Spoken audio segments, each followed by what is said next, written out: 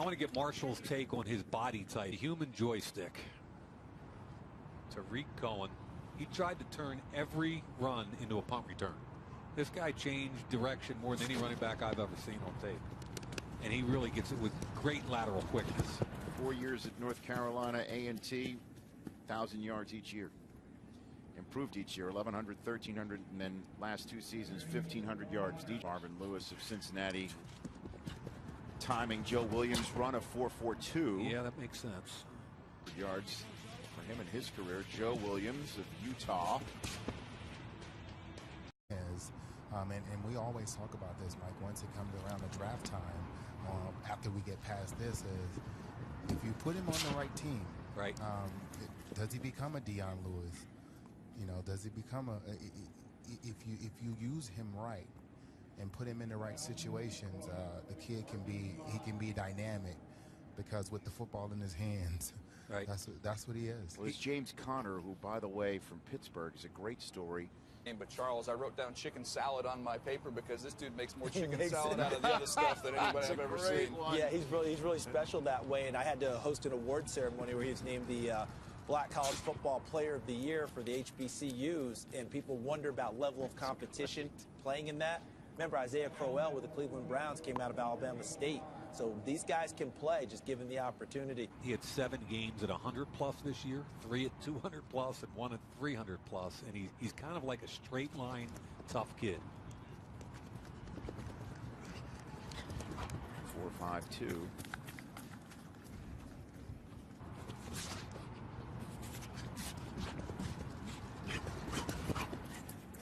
Bruce. 4.5 flat. James Conner was diagnosed with Hodgkin lymphoma. He's been cancer-free since May of 2016, and he just ran a 4.6 here at the Combine prior to Dalvin Cook.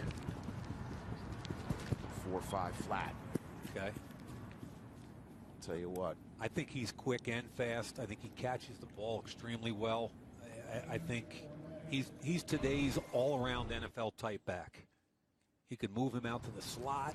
He catches the ball. I mean, he does everything. He certainly had a heck of an Orange Bowl, I'll tell you that.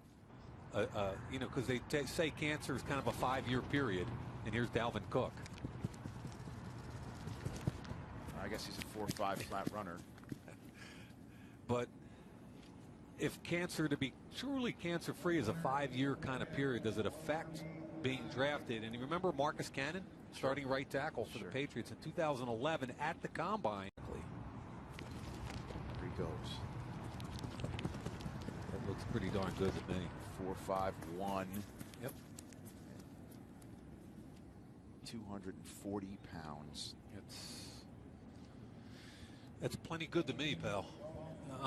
Marshall, I'm at 240 and 4.51. I'm pretty good with that, pal. At 240, without a doubt. and I mean, that's a, you know, here's the thing, Mike, and I'm not, when I heard he was 240, I was like, wow. Right. Number 2.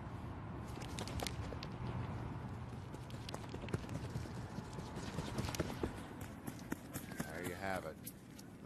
I mean, 2 outstanding runs. Certainly for his weight. There's no other way to put it. With all the phenomenal runs he had, all the long runs he had at LSU, my favorite one was a 9-yard run against Alabama, 9. And he had this freakish balance and body control where he spun away from a safety and stayed up despite being hit by the next level person. And it was, I had to run it back about 8 times to look the spin move. This is Combine Face-Off presented by Old Spice. So we have these 2 running backs. We're going to match them up in their 40s, the video. And we asked you guys who you think would win. Fournette blew Elliott out of the water with 92% of the votes. Let's see how these 2 match up. All right, so first up, we have Leonard Bulldozer Fournette against Ezekiel the Freak Elliott. Yeah, Ezekiel Elliott, oh, wow, look. Does he have the lead the entire time? So 92% of you were wrong? That's crazy. Ezekiel Elliott, he ended up with the Cowboys after all. He led the NFL in rushing. Now we just have to see where Leonard Fournette goes and how their rookie years match up. That was Combine Face-Off presented by Old Spice. kid averaged 30 touches a game for 2 years. 30 touches a game. There he goes. 4.49. The over-under was 4.50. So I think anything in the 4.4s he's probably pretty happy about. Marshall, is your comp for him? You've mentioned it a couple of times to me. Is it still Reggie Bush for you? Yes, yes, and you know, listening to Mike talk about it, I should give him a couple of more pluses. When you touch the ball 30 times a game on any level, that's a high volume of touches. 4.49 the first time. Probably a little relieved.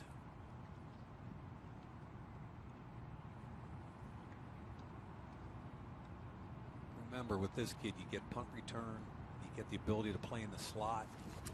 You get excitement. He's the most patient college runner I've seen. You know, we all talk about Le'Veon Bell, and that one a lot slower, huh? 4.49, 4.59. He and Kamara both much worse on the second one. DJ?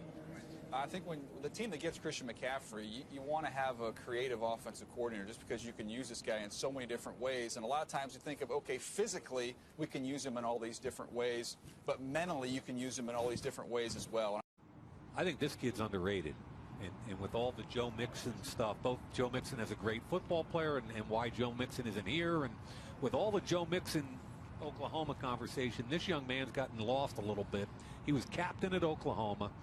I mean, he's 233 pounds. He bench pressed 225 30 times. He's really an impressive young man, and I think he's a solid running back.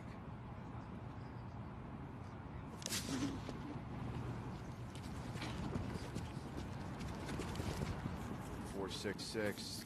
Again, he took away Melvin Gordon's single-game rushing record 1 week after Melvin Gordon set it. Feet are connected. Very little wasted motion. The anticipation, the ability to move linebackers, move defensive backs with very little movement to get them in place. Well, this Kamara from Tennessee. This may be it. Well, I'm not going to say that, but what I am going to say is that I didn't know much about him, and I put his Texas A&M tape in, and I almost fell over because it just screamed first round. And he didn't play all that much because he had Jalen Hurd in front of him, who got hurt and then left school. So I think he's, from what I've seen, I don't know anything about the kid, his work ethic, any of that stuff. But at 214 pounds, this kid catches the ball, he finishes runs, he's tough. I think he's got first round written. His quickness and lateral movement skills are off the chart. Well, got to point it out here. He had 39.5 at the vertex, and we know that Fournette had 28.5 at the run inside, ability to get to perimeter, catch the ball in the backfield, and he's going to almost be like a reverse of what I've seen from Green Bay this year. Remember how they used those wide receivers back as running backs? They brought Randall Cobb inside. They ended up bringing in Montgomery inside, and now Montgomery's going to be a full-time runner. Come on. DJ Logan. This was Mitch Trubisky tweeting out how he was scooting. So Mitch Trubisky's out there. We look forward to seeing you tomorrow, Mitch, if you're still watching. Mitch Trubisky's got good tape.